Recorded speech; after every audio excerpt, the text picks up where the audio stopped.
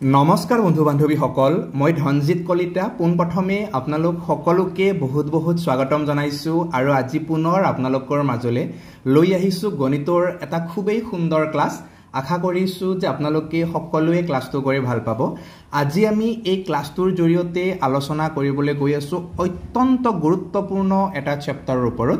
যিটো চেপ্টাৰ অবিহনে হয়তো আমি এনেকেও ক'ব পাৰো যে প্ৰতিযোগিতামূলক পৰীক্ষাটোই আধৰুৱা। নিশ্চয় আপোনালোকেও সকলোৱে দেখিছে, যদিহে আপোনালোকে বিগত বৰ্ষৰ যিকোনো ধৰণৰ পৰীক্ষাৰ প্ৰশ্নকাকতসমূহ চাইছে যে তাত পাৰ্চেন্টেজৰ পৰা বহুকেইটাই প্ৰশ্ন আহে, হয়নে? অতি কমেও 3টা বা 4টা, অতিকে কম কেতিয়াবা ইয়াতকে বেছি আমি পাৰ্চেন্টেজৰ পৰা প্ৰশ্ন দেখিবলৈ পাওঁ। আৰু আমি ইমান ধুনীয়াকৈ পাৰ্চেন্টেজখিনি ইতিমধ্যে জ্ঞানজ্যোতিৰ জৰিয়তে ক্লিয়াৰ কৰি আহিছো। মই আশা ৰাখোঁ যে আপোনালোকৰ কাৰো বৰ্তমান ষ্টেজত তেনেকুৱা বিশেষ ডাউট একো নাই। তথাপিও আজি এই ইম্পৰ্টেণ্ট ক্লাছটো আপোনালোকৰ মাজলৈ এইভাবে লৈ আহিছো যাতে আপোনালোকে যিমানখিনি ধুনীয়াকৈ শিকিছে সেইখিনিৰ যাতে খুব সুন্দৰ এটা ৰিভিজন হৈ যায়, বা কোনোবাৰ যদি কিবা খোকোজা লাগি আছিল কৰবাত সেইখিনিও যাতে ধুনীয়াকৈ ক্লিয়াৰ হৈ যায়। তো মই আশা কৰিছো যে আজিৰ এই ক্লাছটো সঁচাকৈয়ে খুব সুন্দৰ এটা ক্লাছ হ'বলৈ গৈ আছে। গতিকে বন্ধুসকল, বহুত বিশেষ পলম নকৰি আমি পোনে পোনে মূল ক্লাছৰ মাজলৈ আগবাঢ়িছো। আৰু তাৰ প্ৰাক মুহূৰ্তত আপোনালোক সকলোকে জনাব বিচাৰিছো যে আপুনি বাৰু গণিতক ভয় কৰে নেকি, বা কেতিয়াবা আপুনি এনেকৈ ভাবে নেকি যে গণিতৰ বাবেহে আপুনি বাৰে বাৰে বিফল হ'ব লগা হৈছে, বা গণিতত আপুনি স্পেচিয়েলি কিবা গাইড বিচাৰে নেকি? যদি বিচাৰে তেতিয়াহ'লে আপোনালোকৰ বাবে এটা সঁচাকৈ খুব ভাল খবৰ যে জ্ঞানজ্যোতি ইউটিউব চেনেলৰ ঔৰসত জন্ম হোৱা এক বিশেষ coaching group Gyanjyoti coaching group, আৰু সেই জ্ঞানজ্যোতি কোচিং গ্ৰুপৰ বৰ্তমান এডমিশ্যন অপেন হৈ আছে আগন্তুক এই ADRE 2.0 যিটো পৰীক্ষা আহি আছে ইয়াৰ বাবে। ইয়াত আপোনালোকে গ্ৰেড 3 আৰু গ্ৰেড 4 দুয়োটা ষ্টেজৰ বাবে খুব সুন্দৰকৈ গণিতৰ অনুশীলন কৰিব পাৰিব। একেবাৰে বেছিক পৰ্যায়ৰ পৰা এডভান্স পৰ্যায়লৈকে নিউমাৰিকেল ছেক্টৰ, এৰিথমেটিক ছেক্টৰ, লগতে জামেট্ৰিকেল ছেক্টৰৰ আটাইসমূহ চেপ্টাৰ ধুনীয়াকৈ আলোচনা কৰা হৈছে। সম্পূৰ্ণ ভিডিঅ' ক্লাছসমূহ তাত আপোনালোকৰ বাবে আগবঢ়োৱা হৈছে, আৰু প্ৰায় 50টাতকৈও অধিক ক্লাছ তাত আছে। তাৰ ওপৰত তাত আপোনালোকে পাব নিজে প্ৰেক্টিছ কৰাৰ বাবে কিছুমান প্ৰেক্টিছ ছেট। গতিকে যদি আপোনালোকে বিচাৰে বা যদি আপোনালোকে অনুভৱ কৰে যে সঁচাকৈ আপোনালোকে এটা গণিতৰ খুব সুন্দৰ কোৰ্চৰ মানে অভাৱ ফিল কৰি আছে, তেতিয়াহ'লে আপোনালোকে সকলোৱে জ্ঞানজ্যোতি কোচিং গ্ৰুপৰ সৈতে যোগাযোগ কৰিব পাৰে। ইয়াতে আপোনালোকে জ্ঞানজ্যোতি কোচিং গ্ৰুপৰ যোগাযোগ নম্বৰ দেখিছে সকলোৱে। ইয়াৰ পৰা আপোনালোকে নাম্বাৰটো ধুনীয়াকৈ লৈ কিনে কেনেকৈ ক'ত কি প্ৰচেছ কৰি কিনে এডমিশ্যন ল'ব লাগে তাত সেইখিনি কথা আপোনালোকে ধুনীয়াকৈ সকলোৱে জানি ল'ব। মই আকৌ আপোনালোকক ক'ব বিচাৰিছোঁ যে যদি আপোনালোকে অনুভৱ কৰি আছে যে গণিতত আপোনালোকে সঁচাকৈ দুৰ্বল, তেতিয়াহ'লে আপোনালোকে তাত যাওক। এইখিনি বিশ্বাস ৰাখিব পাৰে যে সঁচাকৈ আপোনালোকৰ গণিত তাৰ পিছত ক্লিয়াৰ হৈ যাব, ঠিক আছে? গতিকে এতিয়া আমি পোনে পোনে ক্লাছৰ মাজলৈ আগবাঢ়িছোঁ। আৰু যিহেতু আজি আমাৰ যিটো মেইন আলোচ্য বিষয় সেইটো কি হয়? পাৰ্চেন্টেজ, হয়নে? আৰু পাৰ্চেন্টেজ আমি ইমান বেছি পঢ়ি আহিছোঁ জ্ঞানজ্যোতিত, এতিয়া আমি পাৰ্চেন্টেজ বুলি কোৱাৰ লগে লগে পোনপ্ৰথমে আমাৰ মনত কি আহি যায়? এখন টেবুল আহি যায়, হয়নে? চাগে যদি আপোনালোকে জ্ঞানজ্যোতিৰ ক্লাছ আগতে কৰিছে পাৰ্চেন্টেজৰ, তেতিয়াহ'লে নিশ্চয়কৈ টেবুলৰ কথা আপুনি জানে যে টেবুলখন কি হয়? আমি পাৰ্চেন্টেজক কেনেধৰণে ফ্ৰেকশ্যন কৰিব পাৰোঁ, হয়নে? মানে শতাংশসমূহক আমি কেনেধৰণে ভগ্নাংশ কৰিব পাৰোঁ সেই সম্পৰ্কে খুব সুন্দৰ তালিকা আপোনালোকৰ বাবে আগবঢ়োৱা হৈছিলে ইয়াৰ আগৰ ক্লাছসমূহত। কেনেকুৱা কথা আছিলে যে ধৰি লৈছোঁ পাৰ্চেন্টেজ বুলি কোৱাৰ লগে লগে আমি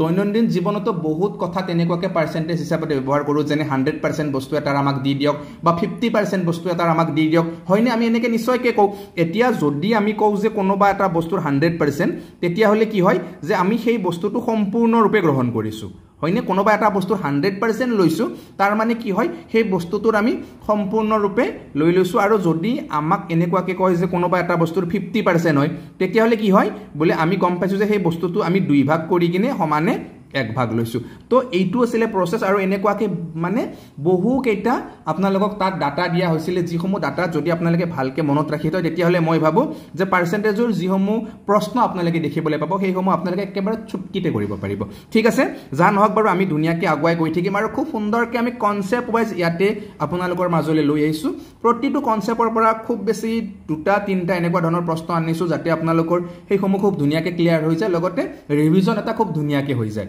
ঠিক আছে? তো ইয়াতে 1 নম্বৰ প্ৰশ্নটো আপোনালোকে চাব, একেবাৰে বেছিক পৰ্যায়ৰ প্ৰশ্ন হয় এইটো। 1 নম্বৰ প্ৰশ্নটো পাৰ্চেন্টেজৰ একেবাৰে যিটো বেছিক কনচেপ্ট, সেই বেছিক কনচেপ্টটোৰ পৰাই লৈ আহিছোঁ। ইয়াতে পাৰ্চেন্টেজত দিয়া আছে, এইটো ক'লৈকে লৈ যাব লাগিব? আমি ভগ্নাংশলৈকে লৈ যাব লাগিব। ইয়াত ডেফিনেটলি কি দিয়া থাকিব? আপোনালোকৰ বাবে 4টা অপশ্যন দিয়া থাকিব, আৰু কোনটো অপশ্যন ইয়াতে শুদ্ধ সেইটো আপোনালোকে ধুনীয়াকৈ লিখিব লাগিব ওকে তো এতিয়া সব পোন প্ৰথমে ইয়াতে কি দিছে যে 0.03 শতাংশটোক আমি কি কৰিব লাগিব ভগ্নাংশলৈকে লৈ যাব লাগিব এতিয়া সব যে শতাংশক যদি আমি ভগ্নাংশলৈকে লৈ যাও তেতিয়া হলে কি কৰিব লাগে যদি এই শতাংশ চিনডাল নোহোৱা কৰিব লাগে ইয়াত শতাংশ চিনডাল আছে কিন্তু এই চিনডাল আমি নোহোৱা কৰিব লাগিলে কি কৰিব লাগিব আমি 100ৰে হৰণ কৰি দিব লাগিব আৰু যদি কৰবাত শতাংশ চিনডাল নাথাকে আমি আনিব লাগে তেতিয়া হলে আমি তাত 100ৰে পূৰণ কৰিব লাগিব মানে অলৰেডি শতাংশ চিনডাল আছে আমি গুছাব লাগে তেতিয়া হলে 100ৰে হৰণ শতাংশ চিনডাল নাই তাত আমি আনিব লাগে তেতিয়া হলে 100ৰে পূৰণ জাস্ট কনসেপ্ট মনত ৰাখি থব আপোনালোকে এতিয়া সব ইয়াতে আছে আমি কি কৰিব লাগিব ভগ্নাংশলৈকে নিব লাগিলে নোহোৱা কৰিব লাগিব মানে 100ৰে হৰণ কৰি কিনে এতিয়া ইয়াতে চাব 0.03 এটুক যদি এতিয়া আমি 100ৰে হৰণ কৰি দিও তেতিয়ালে ধুনিয়াকে তো ইয়াৰ আমি আনসাৰটো পাই যাম এতিয়া এটুটো আনসাৰ নহব ইয়াৰ আকো কি বেলেগ ফৰমেশন দিয়া থাকিব হয় নে নহয় কেনেকে থাকিব যে প্ৰথম কথা ইয়াতে দশমিকৰ পৰা সংখ্যাটো নোহোৱা কৰিব লাগিব মানে দশমিক সংখ্যাটো এটা পূৰ্ণ সংখ্যাত আপোনালোকে আনিব লাগিব আনিলে কি কৰিব লাগিব যে যদি আপোনালোকে ইয়াৰ পৰা দশমিকটো উঠাই কেই ঘৰৰ পৰা দশমিক উঠাব 2 ঘৰৰ পৰা তো 2 ঘৰৰ পৰা যদি আপোনালোকে দশমিকটো উঠাই তেতিয়া হলে একৰ পিঠিত দুটা শূন্য লগাই কিনে পূৰণ কৰি দিব লাগিব তেতিয়া কি হ'ব দশমিক উঠি যাব মানে যদি 0.03 টোৰ লগত আপোনালোকে 100 পূৰণ কৰি দিয়ে তেতিয়া হলে তাৰ ভ্যালু কিমান হ'ব 3 হৈ যাব মানে আগৰ পৰা দশমিকটো উঠি গল এতিয়া চাওক আপুনি কি কৰিছে বলে আপুনি ওপৰৰটোৰ লগত মানে নিউমাৰেটৰৰ লগত 100 পূৰণ কৰিলে তেতিয়া তাৰ কোনটো গুছি গল দশমিকটো গুছি গল গতিকে কি তলৰটোৰ লগত ডিনোমিনেটৰৰ লগত আপোনালোকে 100 পূৰণ কৰিব লাগিব গতিকে 100ৰ লগত যদি আপুনি আকৌ এটা 100 পূৰণ কৰে তেতিয়া হলে কিমান হ'ব তাৰ ভ্যালু বলে তাৰ ভ্যালু তেতিয়া হলে আপোনালোকে পাব 10000 হয়নে এটো ভ্যালু পাই যাব আৰু ইয়াৰ যেটো উত্তৰ সেই উত্তৰটো এটোই হ'ব যে 10000/3 মানে ইয়াকে বুজি পাইছে মই আশা কৰিছো বাৰু একদম ধুনিয়াকে এখিনি ক্লিয়াৰ হৈ গল আপোনালোকৰ এতিয়া আপোনালোকে চাব তাৰ পিছৰ প্ৰশ্নটো আমি তাৰ পিছৰ প্ৰশ্নটো সেই একেটা কনসেপ্টৰ পৰাই লৈছো যে 14.28 শতাংশ এতিয়া চাওক এটো বাৰু প্ৰসেছখিনি মই ধুনিয়াকে দেখাই দিছো এতিয়া 14.28 শতাংশ আপোনালোকৰ নিশ্চয় মনত আছে যে 14.28 শতাংশক আমি 1 সেকেন্ডতে কি কৰিব পাৰো বলে আমি ভগ্নাংশলৈকে লৈ যাব পাৰো কেনেকে আমাৰ হাতত টেবুল মুখস্থ আছে কোনখন টেবুলত আমি 14.28 পাম যে যদি আমি হাতৰ টেবুলখন পঢ়ো হয়নে হাতৰ টেবুলখনত কি আছিল যে হাতৰ টেবুলখন আমাৰ এনেকুৱা আছিল যে 14 28 তাৰ পিছত কি আছিল 57 হয়নে এনেকুৱা কেইটামান মানে আমি ডিজিট মনত ৰাখিব লাগে তেতিয়া আমি গোটেই হাতৰ টেবুলখনে তাত পাই যাও গতিকে নিশ্চয় আপোনালোকৰ মনত আছে এতিয়া চাওক যে যদি আমি 14.28% কলৈকে লৈ যাও ভগ্নাংশলৈকে লৈ যাও তেতিয়ালে তাৰ ভ্যালু কিমান হ'ব তাৰ ভ্যালু হ'ব 7/1 মানে 1/7 ঠিক আছে নিশ্চয় আপোনালোকৰ সকলোৰে মনত আছে এনেকুৱা ধৰণৰ প্ৰশ্ন আপোনালোকে পৰীক্ষাত দেখিবলৈ পাব মাত্ৰ অকমান প্ৰেক্টিস কৰিব যাতে কোৱেশ্চন হ'ব আপোনালোকে ভালকে শুদ্ধকে কৰিব পাৰে ঠিক আছে তাৰ পিছত চাব আপোনালোকে এটো খুব ইম্পৰ্টেন্ট এটা কনসেপ্টৰ পৰা লোৱা হৈছে 3 নম্বৰ প্ৰশ্ন খুব সুন্দৰ প্ৰশ্ন হয় আৰু অতিকে গুৰুত্বপূৰ্ণ এটা কনসেপ্টৰ পৰা এই প্ৰশ্নটো ইয়াতে লোৱা হৈছে ইয়াতে প্ৰশ্নটোত কি কৈছে যে 12% অফ 240 হয়নে মানে প্ৰশ্নটোত আমাক কৈছে যে 12% কাৰ 240 ওকে 240 যদি আমি 12% উলিয়াব লাগে তেতিয়ালে কি কৰিব লাগিব একদম সিম্পল মই দেখাই দিছো অফ মানে কি হয় সদায় পূৰণ হয় 12% ক আপোনালোকে ধুনিয়াকে প্ৰথমে কি কৰিল ভগ্নাংশত বনাইল 12% মানে কি পাৰ্চেন্ট চিনডাল নোহোৱা কৰাৰ লগে লগে তলত এটা আপোনালোকে কি পাই যাব 100 পাই যাব আৰু ইয়াৰ লগত এতিয়া ধুনিয়াকে 240 টো পূৰণ কৰি দিয়ক ইয়াৰ লগত 240 পূৰণ কৰিলে কিমান পাব বলে 0 আমি কাটিলো তাৰ পিছত ইয়াতে কি হ'ব তলত থাকিল 10 ওপৰত থাকিল কিমান 12 আৰু 24 হয়নে গতিকে ইয়াক আপোনালোকে এটা কাম কৰা প্ৰথমে 12 আৰু 24 টো পূৰণ কৰিলে কিমান হ'ব ইয়াতে 24 10 গুণ হ'ব আপোনাৰ 240 24 দুগুণ হ'ব আপোনাৰ 48 হয়নে তো এইখিনি কিমান হ'ব ইয়াতে 288 হয়নে আৰু এতুৰ লগত তলত 10 ৰে হৰণ কৰি দিলে আমি কি পাই যাম এক ঘৰত আমি ইয়াৰ কি পাই যাম দশমিক পাই যাম মানে ইয়াৰ উত্তৰটো আমি কিমান পাম 28.8 পাই যাম ঠিক আছে ইয়াৰ আমি উত্তৰ কিমান পাই যাম 28.8 অৰ্থাৎ 12% অফ 240 যেতিয়া আমি কৰিম তেতিয়া তাৰ ভ্যালু আমি কিমান পাম 28.8 ওকে ক্লিয়াৰ এইখিনি তাৰ পিছৰ প্ৰশ্নটো আপোনালোকে চাব সেই একেটা কনসেপ্টৰ পৰা এই প্ৰশ্নটো লোৱা হৈছে আৰু খুব গুৰুত্বপূৰ্ণ প্ৰশ্ন হয় এনেকুৱা ধৰণৰ প্ৰশ্ন পৰীক্ষাত আমি বহুবাৰ দেখিছো আশা কৰো যে ইয়াৰ পিছৰ পৰীক্ষাসমূহতো এনেকুৱা ধৰণৰ প্ৰশ্ন আমি দেখিব পাৰো এতিয়া চাওক ইয়াতে কি কৈছে যে 67% অফ 87 হৰণ 87% অফ 67 মানে কথাটো যদি চাও ইয়াতে কোনটো কনসেপ্ট ফলো হৈছে যে a% অফ b ঠিক আছে এইখিনিক হৰণ কৰিব দিছে কিহেৰে এইখিনি হৰণ কৰিব দিছে আমাৰ b% অফ a ঠিক আছে a% অফ বিক b% অফ a ৰে হৰণ কৰিব দিছে আৰু একদম সিম্পল হয় এটো আপোনালোকে জাস্ট কনসেপ্টটো মনত ৰাখিব যে যদি এনেকুৱা ধৰণৰ কনসেপ্ট থাকে আৰু ইয়াত যদি হৰণ কৰিব দিয়া হয় হৰণ কৰিব দিলে ইয়াৰ ভ্যালু কিমান হ'ব যে ইয়াৰ ভ্যালু হ'ব সদায় 1 আপোনালোকে মনত ৰাখিব যে যদি a% অফ b আৰু b% অফ a হয় তেতিয়া হলে তাৰ ভ্যালু কিমান পাব আপোনালোকে সদায় 1 পাব ঠিক আছে গটেয়ে একটো তেনেকৈ হৈছে কনসেপ্টটো a% অফ b বা b% অফ a হয় নে নহয় গটিকে দুটাৰ যেটো আমি ভ্যালুটো সেম পাম সেম পোৱাৰ লগে কি হ'ব হৰণ কৰিলে কি হ'ব তাত একে হ'ব মানে কথাটো কেনেকুৱা জানে নে আপুনি যদি এখৰ যদি আপোনালোকে কি কৰে 10% উলিয়াই এখৰ যদি আপোনালোকে 10% উলিয়াই বা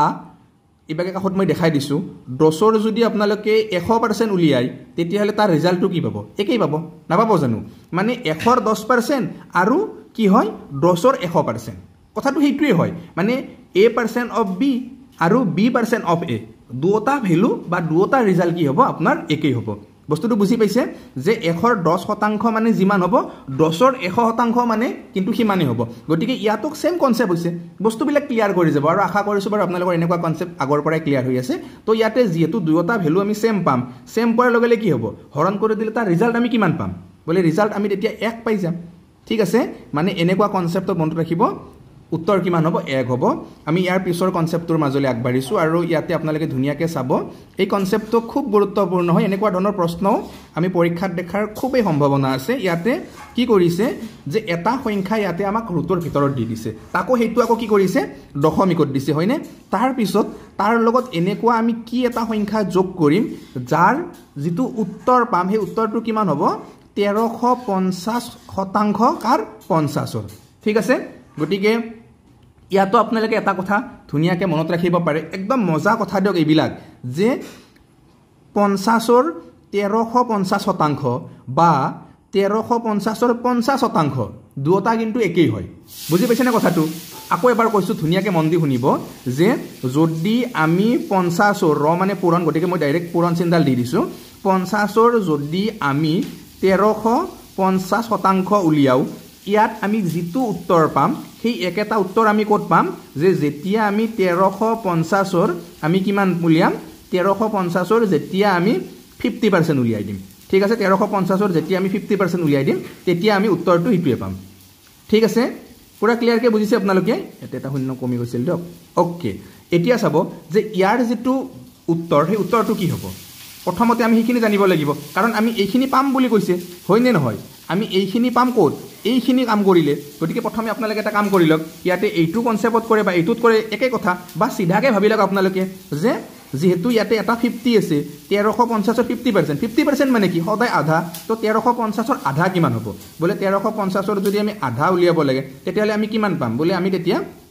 কিমান পাম 675 পাম হয়নে পামনে ইবাকে আপোনালোকে ধুনিয়াকে সলভ কৰি চাব পাৰে যে ইয়াৰ এটা শূন্য ইয়াৰ এটা শূন্য কাটিলে ইয়াৰ এটা কাটিলে 5 গুণ কিমান হ'ব 25 তাৰ পিছত 5 3 গুণ 15 2 কিমান 17 5 1 গুণ 5 তাৰ পিছত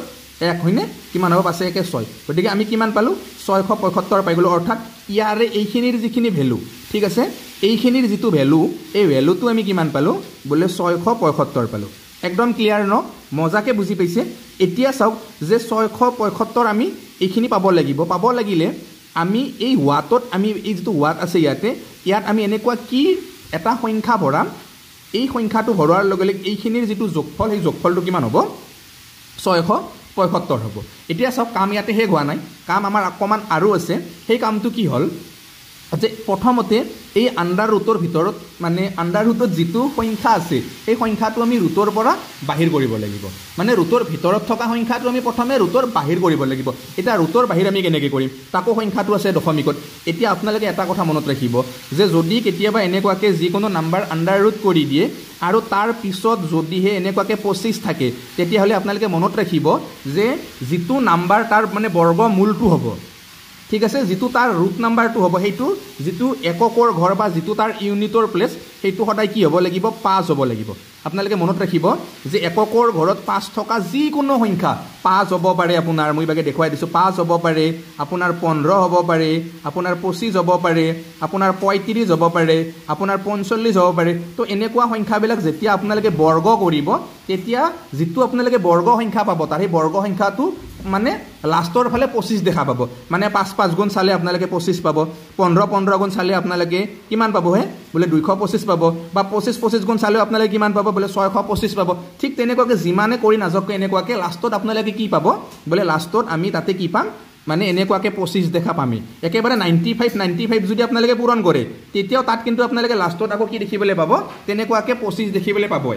ঠিক আছে বুজি পাইছেনে কনসেপ্টখিনি বুজি পাইছেনে মেইন কথা হৈছে আপোনাৰ কনসেপ্ট যেতিয়া আমি কনসেপ্টখিনি ক্লিয়াৰ কৰিব পাৰিম তাৰ পিছত মই ভাবো যে আমাৰ বেলেগ একো মানে প্ৰবলেমে নাথাকে এতিয়া চাওক ইয়াতে কি আছে বলে 5625 আছে আমি দশমিকটো প্ৰথমতে বাদ দি থলুম ভাবানি দশমিক যে ইয়াত আছে আমি কি চাইছো যে 5625 আছে এতিয়া 5625 আমি কোনটো সংখ্যা দুইবাৰ পূৰণ কৰিলে পাম কাৰণ ইয়াতে আমি গম পালো ইয়াৰ পৰা তো এই 25 ৰ পৰা ধুনিয়াকে ইয়াতে 5 আহিব নামি কিনে এতিয়া আগত কি নামি আহিব ঠিক আছে তো আগত নামিয়া সংখ্যাটো যদি আপোনালোকে উলিয়াব লাগে অকমান কমন সেন্স ইউজ কৰিব ইয়াতে এইটো 70 গুণ কৰে 70 গুণ কৰিলে কিমান হ'ব 7 গুণ 49 হয়নে 70 গুণ কিমান হ'ব 7 গুণ 49 মানে 70 গুণ কৰিলে আপোনালোকে কিমান পাব 49 খ পাব 80 গুণ কৰিলে কিমান পাব আপোনালোকে বলে 80 গুণ কৰিলে আপোনালোকে 6400 পাব এতিয়া 49 খ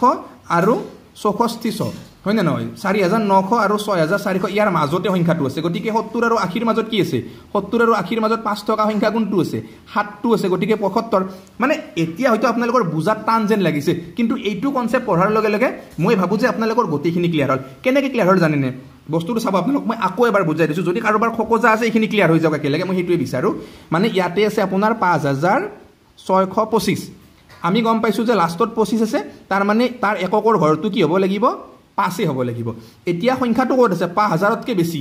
আমি যদি 70 পূৰণ কৰো মানে দুটা যদি আমি 70 পূৰণ কৰো ঠিক আছে দুটা 70 পূৰণ কৰিলে আমি কিমান পাম বলে দুটা 70 পূৰণ কৰিলে আমি 4900 পাম এটো আমি জানোৱে 70 গুণ কিমান হ'ব 4900 হ'ব বা যদি আমি দুটা এতিয়া 80 পূৰণ কৰো দুটা 80 পূৰণ কৰিলে আমি কিমান পাম বলে 6400 পাম